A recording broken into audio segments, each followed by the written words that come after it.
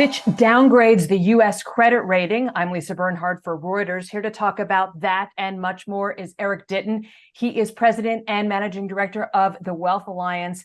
Eric, Fitch downgraded the U.S. credit from AAA to AA+. Markets are down today on that news. What does that mean for stocks and the market going forward?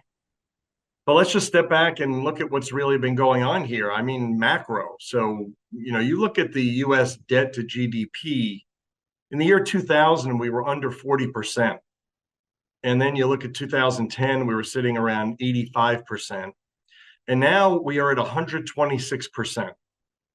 So we really haven't had a cohesive plan as a country to rein in our debt at all. It's been exploding on the upside, whether it was in the Trump administration or Biden.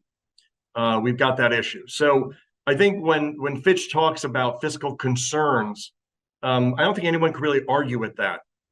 Then we talk about our process here and this debt ceiling showdown that we seem to have on a regular basis, where everyone's got to hold their breath and worry that the U.S. could possibly default on its debt. And of course, we just got through another scare, but that's a really lousy process. And if you own treasury bonds, it just doesn't instill any confidence in you as an investor. And I think the third leg of the stool is political polarization, is what Fitch is talking about, and specifically the January 6th insurrection, which, quite frankly, when you see protesters storming the halls of the Capitol and the White House, you really you lose confidence as an investor in the whole process. So I think the Fitch move is to be expected. That being said, this is a continuation of the sell-off that's long overdue. We've had a tremendous rally up to this point. Just a few days ago, we were up about 20% in the S&P, and we were going to, quite frankly, we were due for this pullback either way. And maybe the Fitch move exacerbated it a bit, but I think it's really a non-event going forward.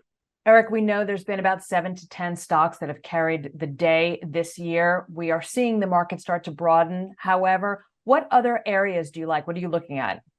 What I'm not looking at is big tech. Yes, you have to own some of it, but it has gotten overall very pricey. So let's buy what's not gotten pricey, and that means small and mid-cap stocks, which have lagged. Small cap in particular, there's a lot of really cheap companies out there. Also, we've got to look at the dollar. The dollar looks like it's peaked and is now weakening. It has been a real headwind for international and emerging markets investing, but now it looks like it may start to become a tailwind. And remember, international stocks have really lagged the U.S. for the last decade, as have emerging markets. And those tend to switch in broad, long, multi-year cycles. And so international stocks are paying higher dividends and are trading at lower PEs than U.S. stocks. And emerging market ex-China, because I worry about China, but outside of China, emerging markets are really cheap and some of the fastest growing areas of the world. Eric, I know that you've been a bull market guy for this entire year, other than inflation coming down and good GDP numbers. What else do you see as tailwinds in this economy?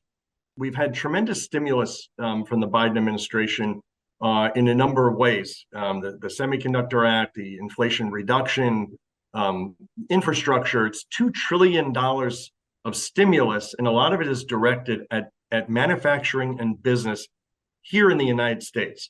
And you can see we're pulling away from China. So that in and of itself, U.S. manufacturing has been on a decline for decades.